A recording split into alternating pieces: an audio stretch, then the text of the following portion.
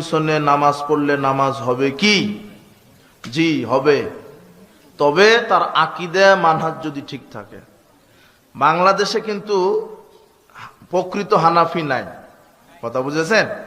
যারা হানাফি লকব লাগিয়ে আছে এরা প্রায় আশআরি মাতুরিদি আকীদের। আল্লাহর সিফাতকে বিকৃত করেছে, আল্লাহর সাথে অন্যকে সামঞ্জস্য করেছে, আল্লাহকে নিরাকার দাবি করে, আল্লাহ সর্বত্র বিরাজমান মনে করে, নবী নূরের তৈরি মনে করে, তাবিজের ব্যবসাকে জায়েজ মনে করে। শিরকি আকীদায় অনেকেই আছে, এদের পিছনে সালাত হবে না। তবে হানাফি সে যদি প্রকৃত হানাফি হয়, ইমাম আবু হানিফার আকীদা আল্লাহর আকার আছে, হাত আছে, পা আছে, নফস আছে, যেমন আল্লাহ কোরআনে বর্ণনা করেছেন। এটা ইমাম আবু হানিফা বলেছেন। ইমাম আবু হানিফার আকীদা আল্লাহ সর্বত্র বিরাজমান নন। ইমাম আবু হানিফা নিজেই বলেছেন আর রহমান আলাল আরশে ইস্তাওয়া, রহমান আল্লাহ আরশে সমুন্নত।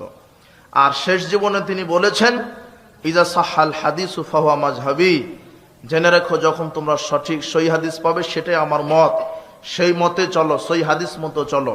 তাই তো আমরা বলি যে বাংলার জমিনে যদি খাঁটি হানাফি থাকে তাহলে আমরা আহলে হাদিসরাই হলো খাঁটি হানাফি, কারণ আমরা সহি হাদিস মেনে চলি। কথা বুঝেছেন? এখন ইনি যদি আসলে বাংলাদেশে যারা হানাফি দাবি করে ইমাম আবু হানিফার নাম ভাঙিয়ে যে আমলগুলি করছে, ওই আমল আকীদার সাথে ইমাম আবু হানিফার অনুপরিমাণ সম্পর্ক নাই। ইমাম আবু হানিফার নাম ভাঙিয়ে চলছে, অথচ ইমাম আবু হানিফার যে ইমান আমল আকীদা তার সাথে এদের কোনো কি নাই, মিল নাই।